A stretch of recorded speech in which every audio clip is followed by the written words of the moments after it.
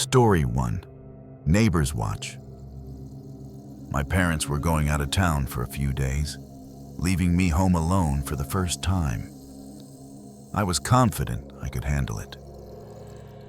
I made sure the doors were locked and texted my parents, assuring them everything was all right. Mrs. Harlan, our neighbor, had promised to check in on me just in case. I felt independent, almost adult-like, ready to enjoy the freedom of having the house to myself. I settled into my routine, going to school and spending evenings either on the phone with friends or watching TV. The first day went without a hitch, but on the second night, as I lay on my bed with my cell in hand, a faint cracking sound interrupted my thoughts. It sounded like it came from downstairs. My instinct was to brush it off as the house settling, typical noises you get in a quiet neighborhood. I decided it was nothing and continued my conversation. The light from my phone screen cast a comforting glow around my room. A few minutes later, a knock at the door made me jump. I quickly paused my conversation and hurried to the front door, where I found a visibly concerned Mrs. Harlan. Her face was slightly flushed, and by the way she was wringing her hands, I could tell something was wrong. She asked me if someone else was in the house. My heart skipped a beat as she explained she saw a boy, a teenager by the look of it, passing by the window upstairs. I let out a nervous laugh, trying to assure her that I was alone. But her concern made my stomach twist with unease. I remembered then that I hadn't locked the back door when I went to take out the trash. My pulse began to race as a creeping fear settled in. Mrs. Harlan didn't need to hear more. She took my hand and insisted I come with her next door to her house while her husband checked our place. Inside the warmth of Mrs. Harlan's living room, my mind whirred with unsettling possibilities. I could hear the muffled voices of Mrs. Harlan and her husband speaking over a shortwave radio they used. Her husband was systematically searching each room, checking behind doors, under beds, in closets.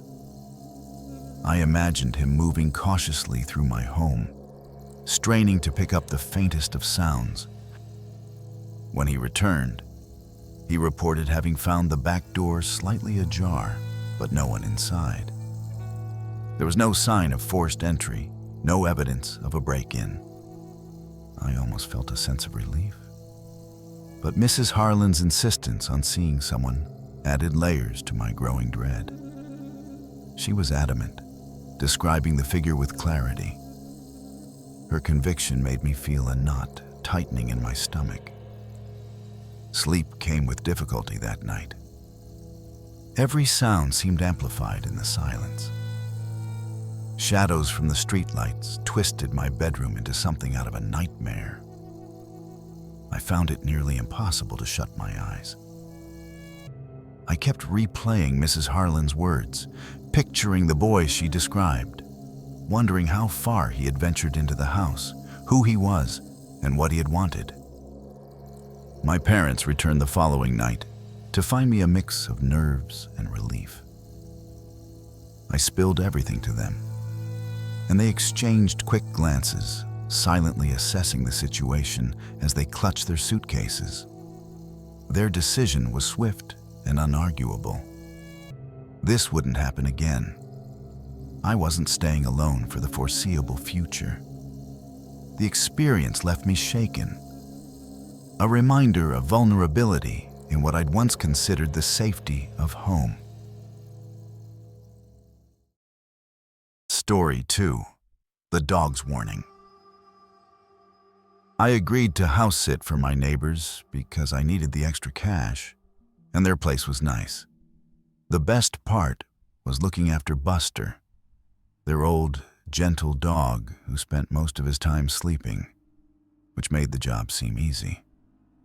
The couple lived in a quiet neighborhood, and staying there was almost like a vacation for me too.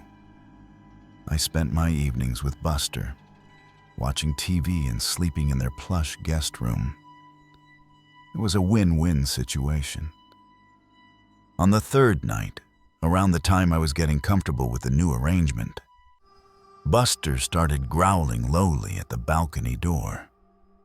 His growl was a sound I hadn't heard from him before.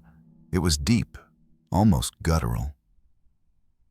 The hair on the back of my neck stood up as I glanced out, but there was nothing unusual, just the quiet night.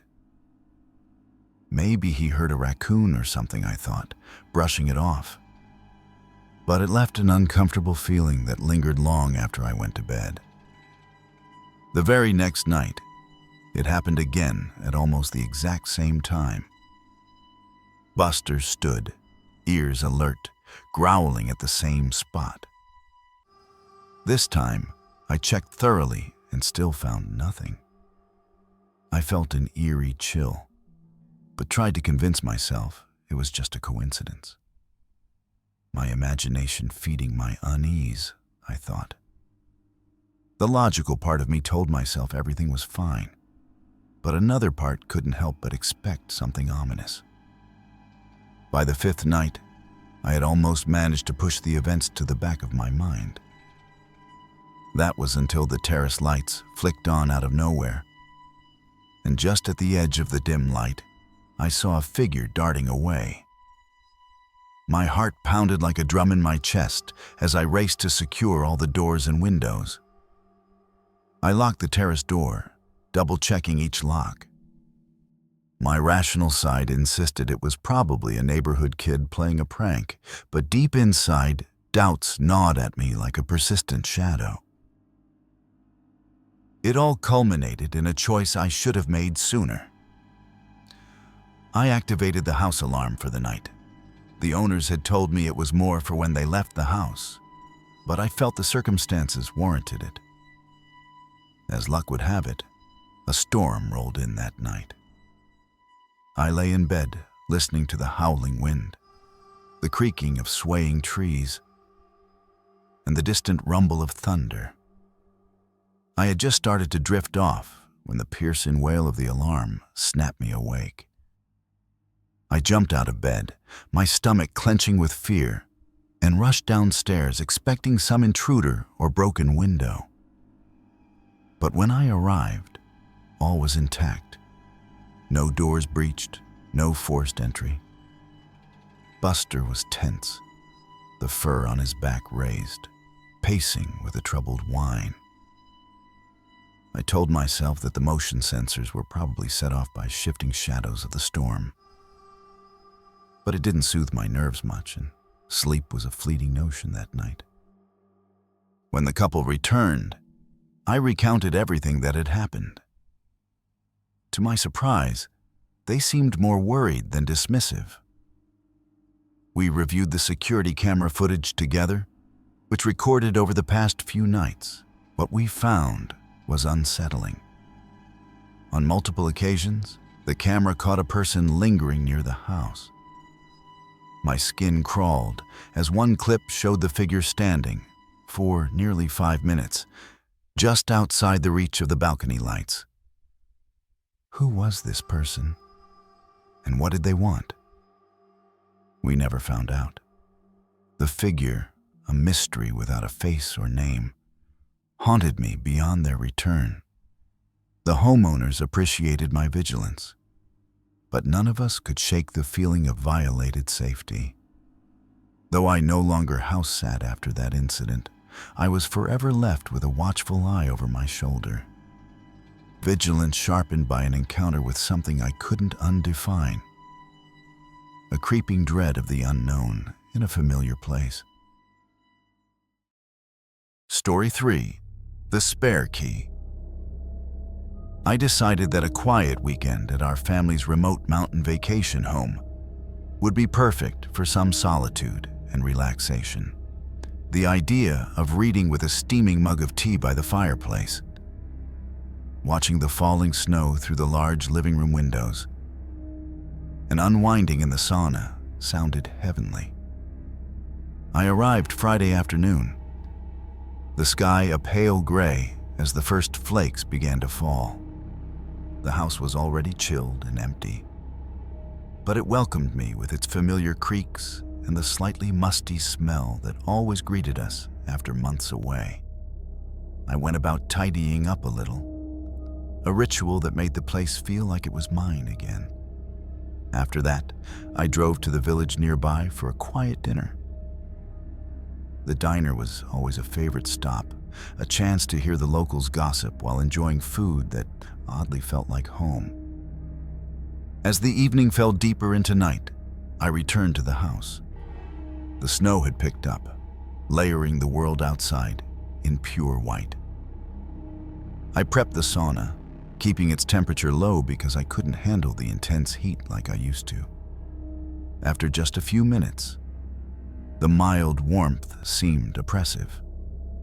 My skin felt as if it was being pierced by tiny needles of heat. Confused, I checked the thermostat, my stomach tightening as I saw it cranked up to full blast. I didn't understand how it could have happened. Had I been distracted? No, I was sure I hadn't set it that high, but I dismissed the unease that crept in, attributing it to my overactive imagination. The next morning, the clouds hadn't moved an inch. They sat over the mountain like a dull cotton blanket. I decided to stock up on some groceries for the weekend.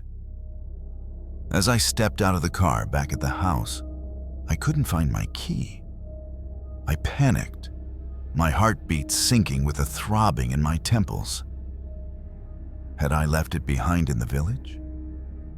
I rummaged through my handbag without luck, then cautiously checked the spot where we always hide the spare, under a loose stone near the front porch, but it was gone.